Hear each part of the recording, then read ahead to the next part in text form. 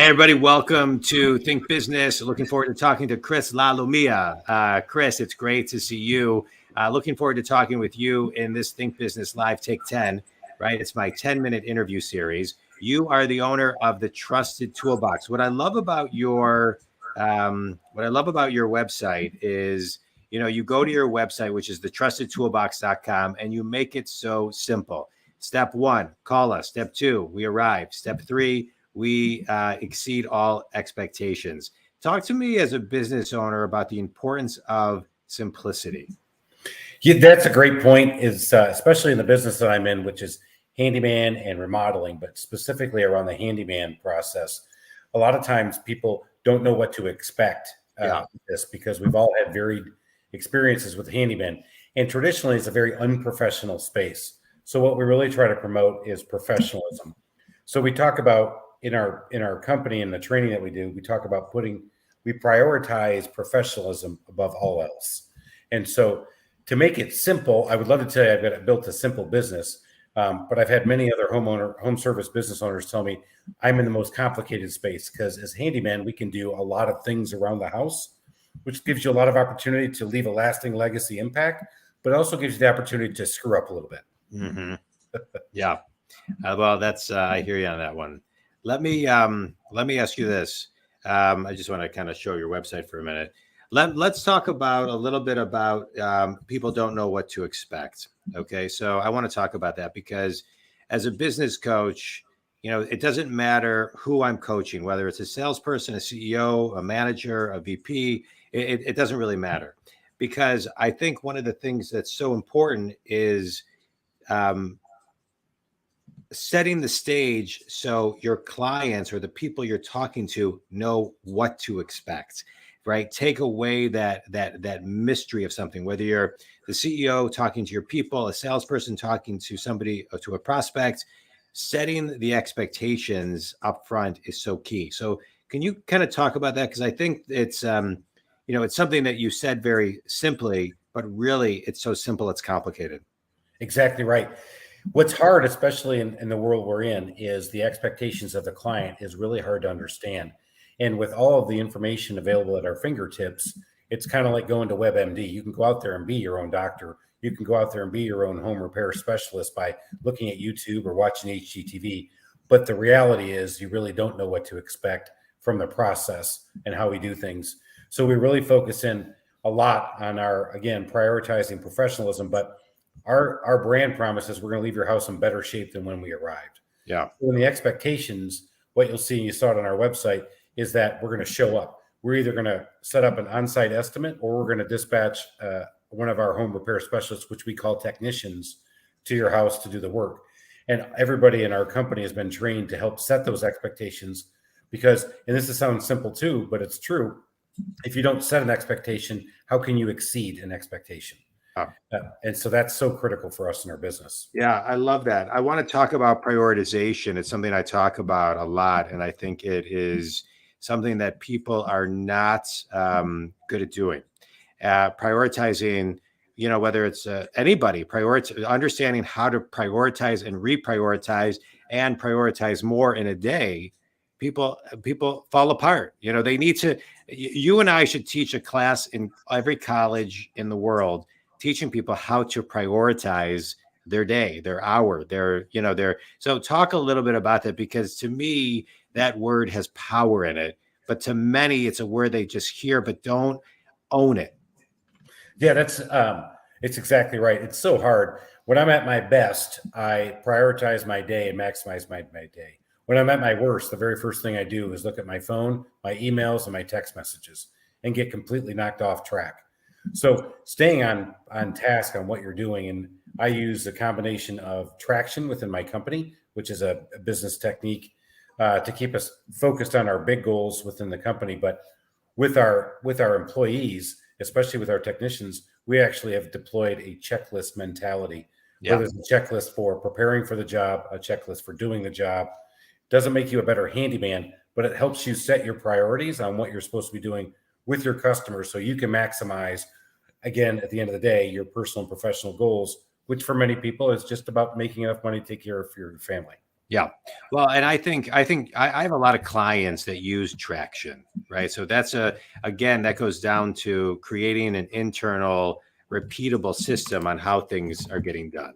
So I think that's great. So talk to me as an entrepreneur today, right? Because as an entrepreneur today, as we sit here and we are recording this, this is airing on March 1st, 2022.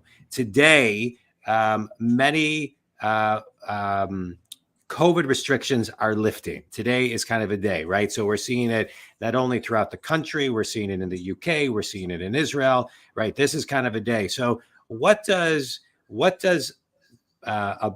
how should a business owner be thinking today in an endemic world where the next 100 days will be different than the last 2 years? That's a great thing that we've all had to learn. I started my business at the start of the recession in the US in 2008. So timing is clearly not my strength, but I was able to weather that storm and grow after that. And then I had to show up and keep a business rolling through the pandemic. And now here we are. It is so hard for us to think about options B and C when we're staring at option A. But if you think about all the pivots I've made since then, my business stayed strong because we were able to stay in homes and do work, and we were working on the outside of homes. Then when it started to happen, people weren't traveling as much, more discretionary income. We started working on houses. Yeah. And I said, I'm going to be in the best position ever. Then I couldn't find anybody to work. So I've had to beat the streets to get handymen to come work for me.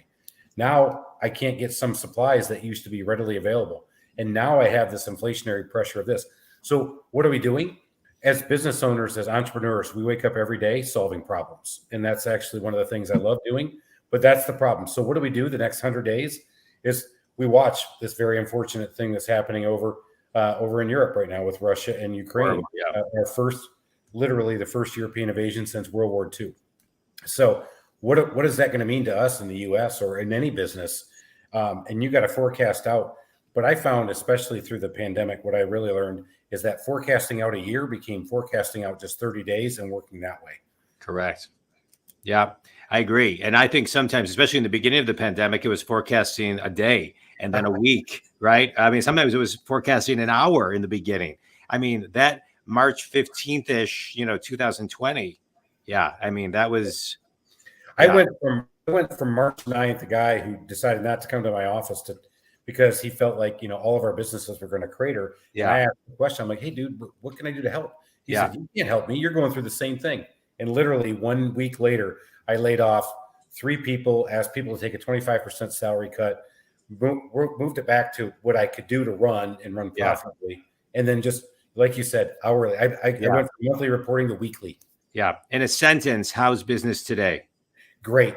So the problems we're trying to solve today are more around things that, while you can't solve them, at least you know what to do with them. And that's the supply chain issue and potential inflationary pressure. I love it. All right. Quick speed round for you, Chris. Best piece of wisdom you've ever received? Find your play at work and you will always be able to succeed and be great.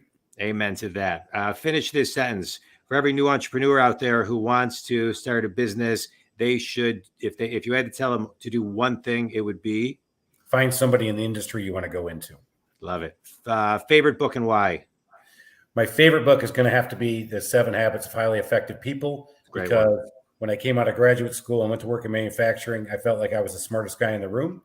And I had a boss come up and say, Chris, I can tell you're a really smart guy, but you have got to get disciplined and get your shit taken care of. Yeah. And so that was what I was told. So 7 Habits of Highly Effective People. Good. I love it. I love it. Finish this sentence. Last question.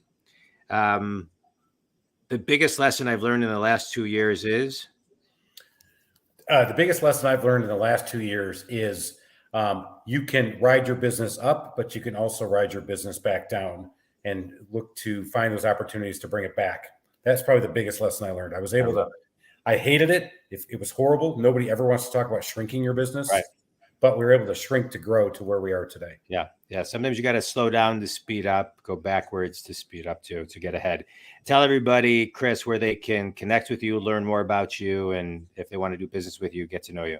Well, the name of my company is The Trusted Toolbox here in Atlanta. You can find me there, and it makes it pretty simple. So my email address is chris@thetrustedtoolbox.com. You can find me out there on Instagram. I'm the customerservice.freak. I'm actually on Facebook as well. You can go look me up on LinkedIn. My last name, first name, Chris Lalomia. Love to link up with anybody, and would love to talk to anybody who wants 30 minutes just to talk about business, because I can always talk about it all day long. I love it. Chris, I appreciate you. I'm happy that your business is thriving.